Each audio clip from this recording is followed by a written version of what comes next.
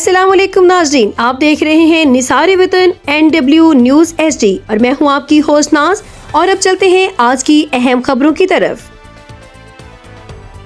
खबर शामिल करते हैं। शफीक अहमद मुगल की रिपोर्ट के मुताबिक बहालपुर के सहराए चौलिस्तान में जारी 21वीं इंटरनेशनल चौलिस्तान जीप रैली के पहले राउंड के दौरान ट्रैक पर पेश आने वाले एक हौलनाक हादसे में सिक्योरिटी ड्यूटी पर मौजूद ASI बशीर जोया शहीद हो गए।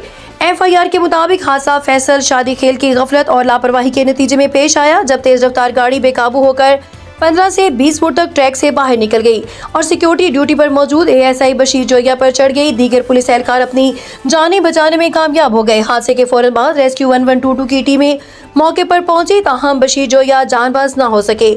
पुलिस थाना मरोट ने ताज़ीरात पाकिस्तान के दिफा 322 कत्ल बिलसबब और 279 तेज रफ्तारी खतरनाक ड्राइविंग के तहत जीप रैली के पहले राउंड के फाते और नामवर रेसर फैसल शादी खेल के खिलाफ मुकदमा दर्ज कर लिया।